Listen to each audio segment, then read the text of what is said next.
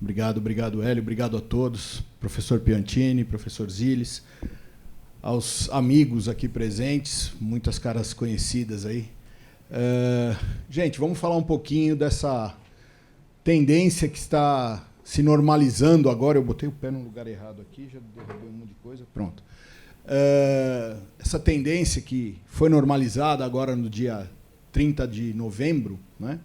Vamos falar um pouco de proteção em área aberta, né? Como não podia deixar de ser, para falar em proteção em área aberta, eu preciso falar de como se forma o raio. E, obviamente, eu agradeço muito ao professor Piantini por me poupar esse árduo esforço, fazendo isso de forma brilhante como fez. Então, todos nós agora temos a consciência perfeita de como se forma um raio, e, a partir desse momento, nós podemos, então, trabalhar todas as outras situações, todos os outros fenômenos em cima da brilhante palestra que ele proferiu, né? Volta. Aí. É óbvio que, a partir do momento em que temos uma série de efeitos relacionados às descargas atmosféricas, precisamos, então, de uma série também de atitudes para minimizar esses efeitos. Quando uma descarga atmosférica acontece, basicamente, ela vai ser um evento negativo para 2 ou 3 situações. A primeira delas, teríamos aqui a situação de estruturas. Então, a descarga atmosférica vai bater numa estrutura, vai eventualmente danificar a estrutura ou componentes da sua instalação, pessoas que estejam ao redor, através de estilhaços, etc., né? A segunda situação seria, então, os efeitos que nós chamamos dos efeitos consequentes do raio, né? Que seriam, então, o impacto desse raio sobre um ser vivo, né? Aqui exemplificado, ou centelhamentos indesejáveis a partir de pontos mais altos aonde as pessoas eventualmente tentem se proteger dessa tempestade, acabam se protegendo da chuva, mas não dos efeitos dos raios, né? Mesmo em locais cobertos, mas que não sejam fechados e não apropriadamente protegidos contra essa descarga atmosférica, né? Então, teríamos aqui impactos praticamente com os efeitos danosos de um impacto direto, assambarcados nestas 3 situações, né? Eu vou tirar daqui, porque senão eu fico virando, aí dá problema.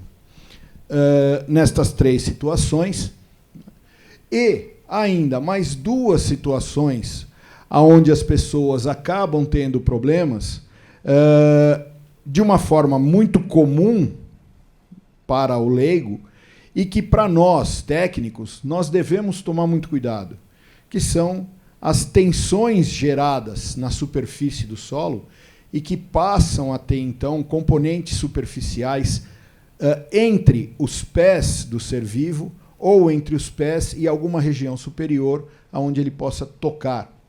E essas, então, seriam as denominadas tensões de toque e de passo.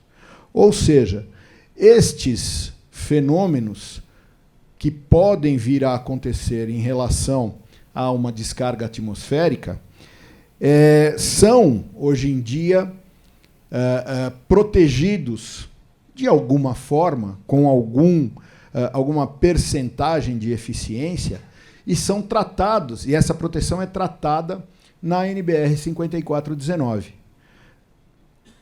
Mas vamos imaginar a seguinte situação. Vamos imaginar ali pessoas caminhando em praias, piscinas, clubes, né? Vai lá para o Lollapalooza, para o Rock in Rio. O rock faltou um C ali, né? O Rock in Rio, a festa de peão de boiadeiro. Vai lá para a festa do funk, lá em... Como é que é o nome lá da cidade que morreram 9? Paraisópolis. Vai lá para a festa do funk em Paraisópolis. Quer dizer, está em área aberta, né? O para-raios, como conhecemos através da 5419, começa a ficar um pouco deficitário, né? Se a gente vai em grandes estacionamentos, né, canteiros de obra, para aeroportos, né, situações em aeroportos onde as pessoas têm que caminhar pela pista para chegar até o avião, né? Então, todas essas situações são situações que a gente, eventualmente, tem uma proteção oferecida pela 5419, mas que poderíamos melhorar. É uma condição que pode, através desta outra situação já normalizada, ser melhorada, né? Ainda, vamos imaginar aqui uma situação como esta. Será que dá para pôr para-raio neste local aqui? Será que dá para a gente fazer uma malha de aterramento nesse local? Não vamos considerar o impacto direto, mas você consideraria uma malha de aterramento nesse local? Você consideraria medidas complementares de tensão de passo e toque nesse local? Você coloca 20 centímetros de brita, 5 centímetros de asfalto, fica show, né? Fica uma coisa bastante produtiva, né? Então, são coisas que a gente precisa melhorar, complementar na 5419, né?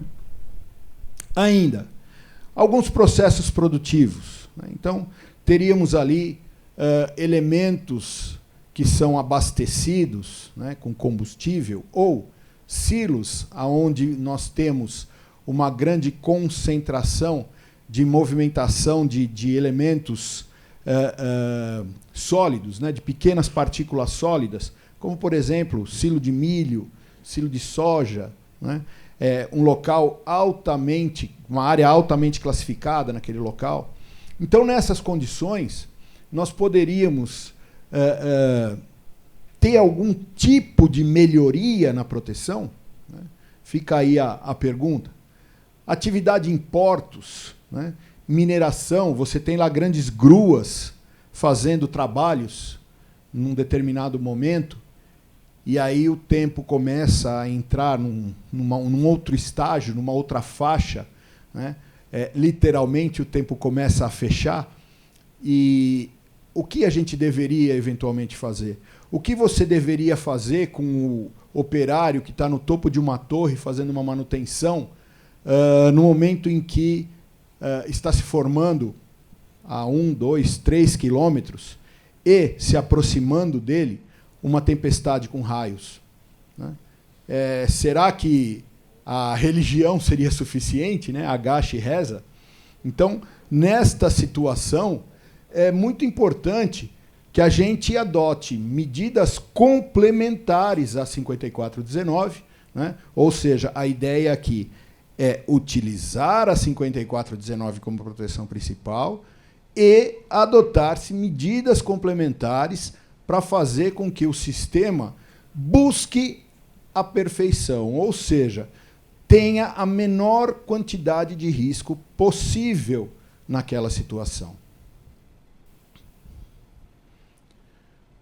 Vemos aqui uma foto meio embaçada, mas peço desculpas, inclusive, pela resolução, mas, infelizmente, se eu deixasse mais com melhor resolução, ficaria muito pequena a foto, mas dá para ver que é um jatinho aí que está incendiando, e esse incêndio foi exatamente na hora em que ele estava sendo abastecido e foi atingido por um raio, né?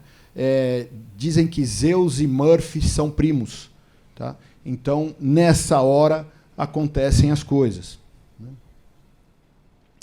Aqui de volta a nossa quina sendo atingida ali por o efeito já do raio que atingiu a quina da edificação, né? Aproveito para dizer que em 90%, em função do acúmulo de cargas, preferir os cantos, em 90% das vezes, cantos e beiradas da edificação são preferenciais, pontos de impacto, né? E aqui nós temos realmente condição de uma proteção bastante eficaz dentro dos níveis de proteção, né? Com eficiências variando de 80% até 98%, fazer, então, uma proteção segundo 5419 para minimizar o risco deste evento acontecer.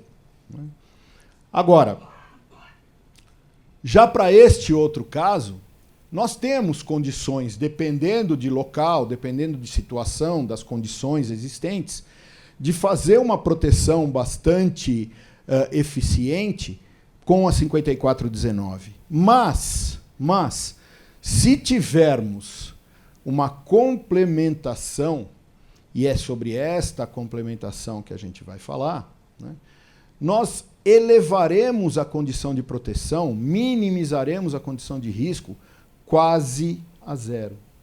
Tá? Quase a zero. Então, a gente vai falar da NBR 16785. Neste caso, a 5419 praticamente não se aplicaria. E aí a gente entra com a 16785, com essa norma complementar. Né? Neste caso, para esta situação, a 16785 seria uma solução bastante viável. A gente já mostra lá na frente o porquê. Então, se o assunto é proteção em área aberta, e aqui eu aproveito para fazer um comentário, não existe proteção em área aberta, aliás, não existe nenhuma proteção eficiente em 100%. Né? Agora, quando você coloca proteção em área aberta e usa a NBR 5419 para fazer essa proteção, você está, no mínimo, sendo incompleto. Esse é o termo. Né? Você precisará, para fazer uma proteção responsável, de alguma coisa que te traga uma condição que cerque todas as possibilidades de erro, que cerque todas as possibilidades de uma falha no teu sistema. Ou seja, quando a gente trata de área aberta, ou tem raio ou não tem gente. E quando tem gente, não tem raio. Portanto, a ideia aqui é, se eu conseguir tirar as pessoas dessa área aberta, se eu conseguir antever o momento, ou com uma certa dose de precisão, o ponto onde irá ou não acontecer a precipitação e, consequentemente, a provável descarga, com um range de certeza naquele ponto, ou pelo menos naquela região, eu vou conseguir fazer uma mescla de conceitos de proteção e, com essa mescla de conceito de proteção, fazer, então, a minimização do risco.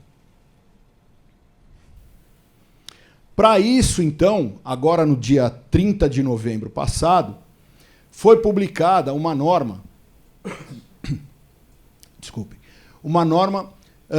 relacionada com o que nós começamos a chamar de SAT, Sistema de Alertas de Tempestades Elétricas.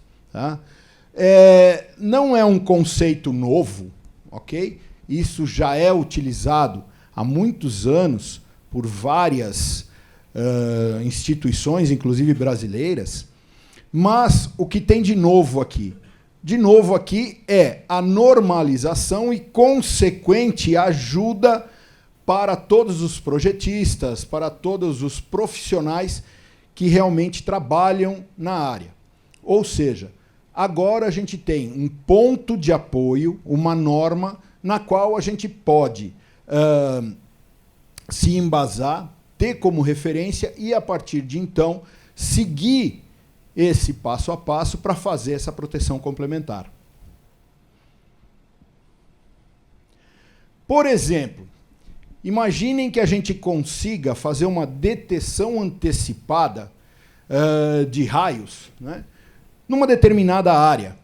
Ok? Eu consiga fazer essa detecção, né? Eu passo, então, a criar determinados procedimentos de segurança, né, e eu associo essa detecção, obviamente, com ranges de confiabilidade, né, faço esse procedimento de segurança e, a partir disso, eu consigo, então, através desses procedimentos que serão individualizados para cada situação ou para cada ponto em que a gente quer a proteção, eu vou conseguir, então, detectar essa situação de tempestade num tempo relativamente curto, entender essa tempestade e lançar um sinal, lançar um alerta e colocar esse procedimento anteriormente criado em prática. A partir daí, por exemplo, posso criar a evacuação do local para áreas fechadas, protegidas contra raios pela 5419, e com isso ter todas as minhas pessoas protegidas, né? Eu alerto pessoas, né? Eu treino pessoas do próprio local, eu paraliso processos, né? Por exemplo, está sendo feito o abastecimento da aeronave no momento em que se inicia uma tempestade. E o meu equipamento, o meu SAT, sinaliza a presença possível do raio. Então, imediatamente, solicita-se ao pessoal de campo que pare o abastecimento da aeronave, consequentemente, minimizando a situação de área classificada naquele entorno, e, mesmo que o raio impacte na aeronave, aquela foto de incêndio já não seria verdadeira, né?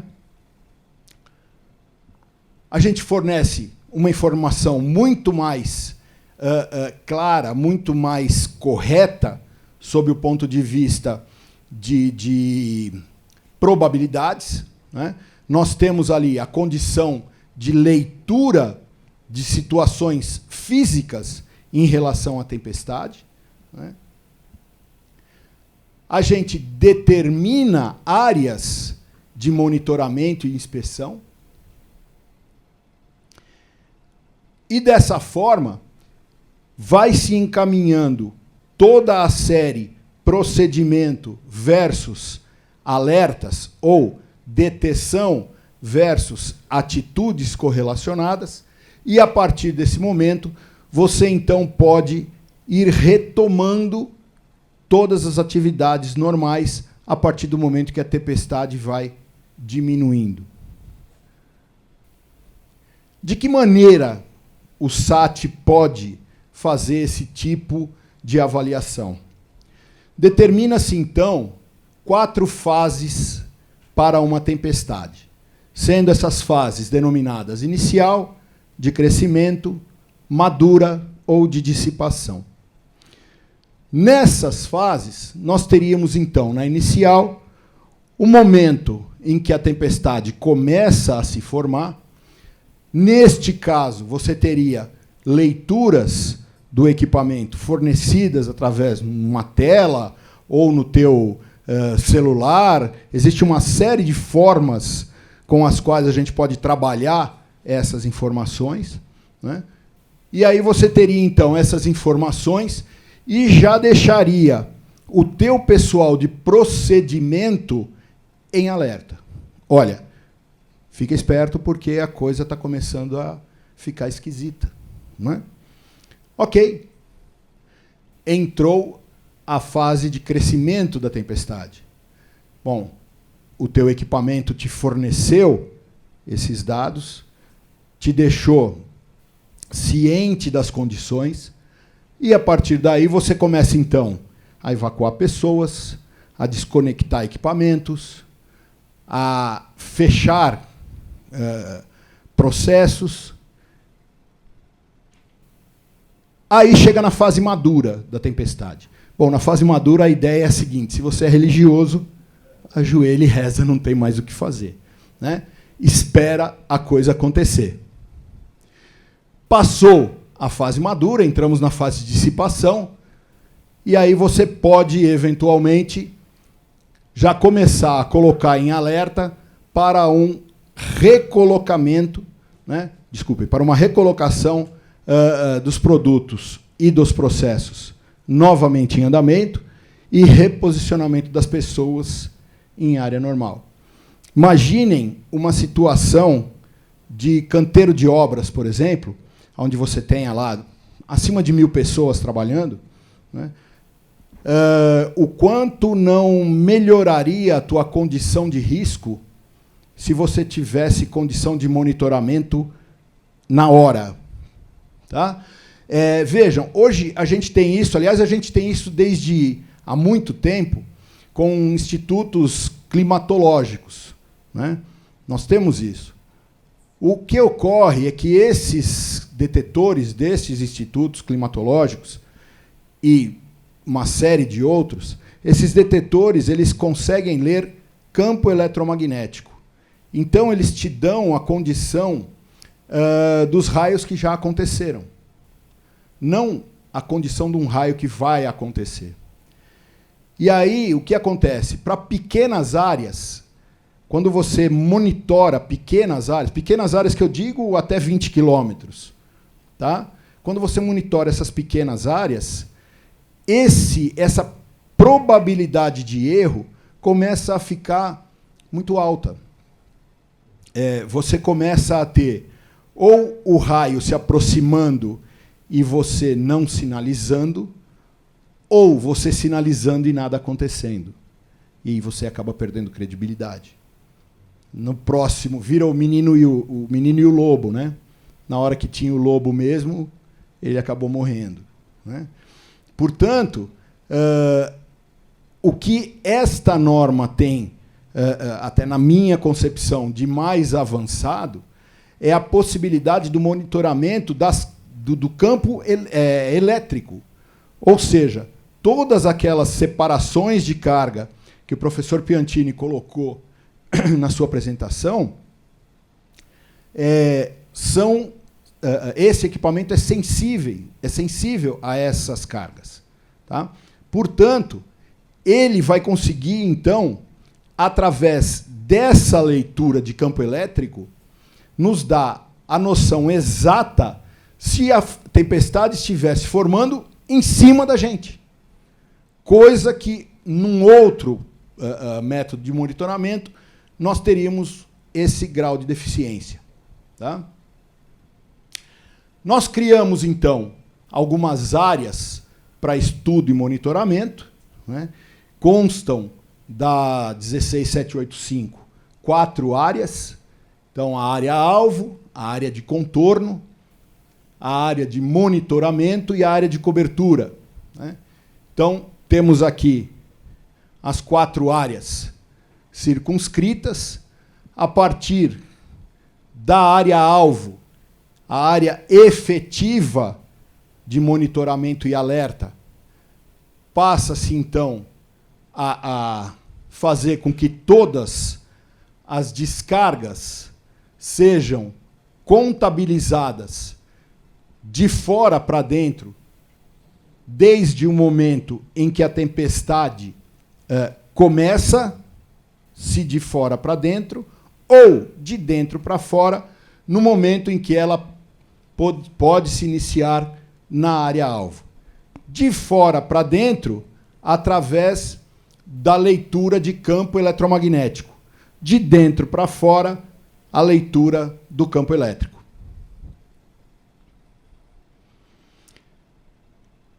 Temos aqui vários tipos de detecção e o nome dos detetores foi dado em função do que ele deteta. A comissão preferiu dar esses nomes, ao invés de classificar os detetores, numa tentativa de minimizar a confusão existente no mercado hoje com os termos classe, tipo, que mais que tem? Categoria. Né? Então, nós tiramos a classificação que na IEC constava como classe A, B, C e D, né?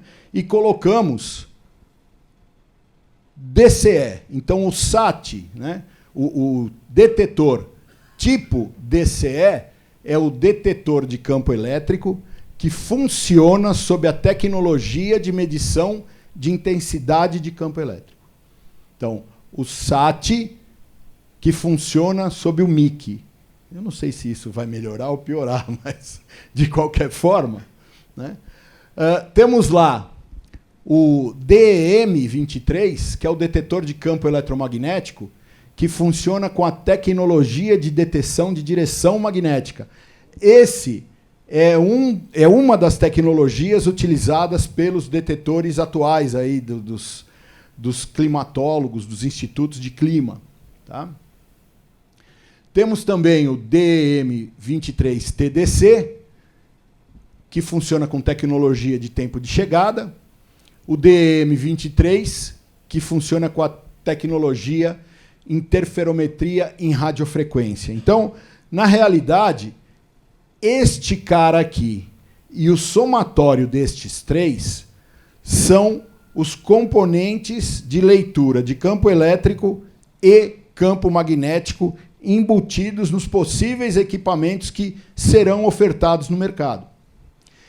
Este último aqui, o DEM-3L, alguns de vocês eu sei que já tiveram contato, outros não.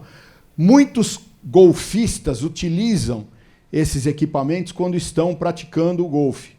É tipo um bipzinho assim que o cara bota aqui no cinto e vai passear no campo de golfe. Quando existe, então, uma variação de campo eletromagnético, esse bipzinho vibra no cinto dele ali.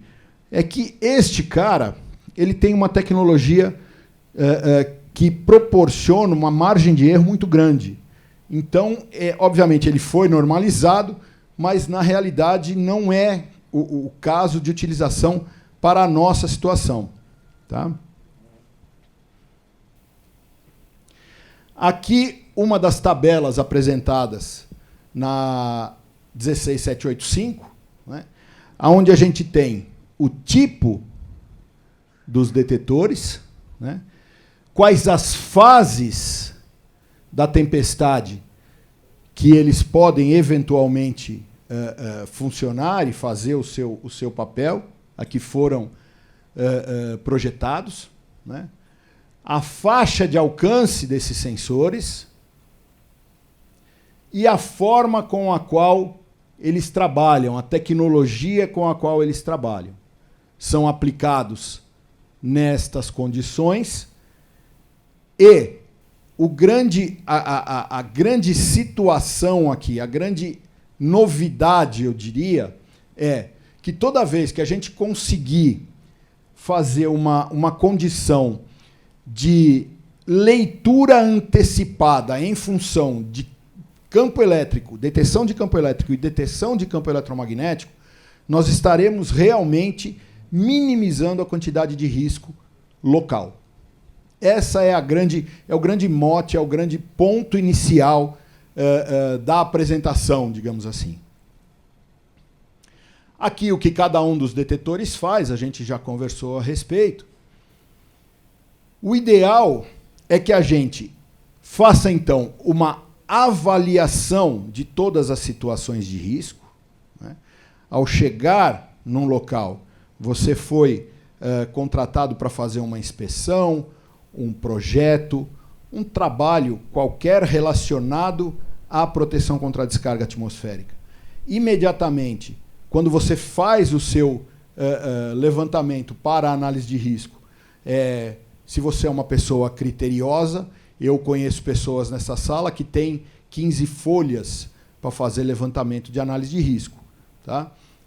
Quando você é uma pessoa criteriosa, você aumenta mais uma meia dúzia de folhas, tá? E identifica situações de risco nas áreas abertas ou nas áreas adjacentes, você determina os tipos de perda já com a sua análise de risco da 5419, complementando com essa da 16785. E aí você começa a fazer o quê? A criação dos procedimentos para seleção e implementação do tipo de detetor que você vai usar. E aí você, selecionando este cara, você implementa ele juntamente ao procedimento. Ou seja, sistema de alerta de tempestades elétricas não é só o detetor. É o detetor mais o procedimento que você criou. Tá? Então, o conjunto é responsável pela complementação da proteção da 5419 e, consequentemente, da minimização do risco relacionado com descargas atmosféricas. Ou seja, a ideia aí é sempre trabalhar em conjunto uma norma com a outra, né? Jamais negligenciar nenhuma das duas, para melhorar, então, a condição do risco. Eu agradeço a atenção de todos, espero que eu tenha sido claro. Muito obrigado ao Hélio, professor Piantini, Panicali, que vem depois um pouquinho. Uma boa tarde. Obrigado, Jobson. Bom, dando seguimento à nossa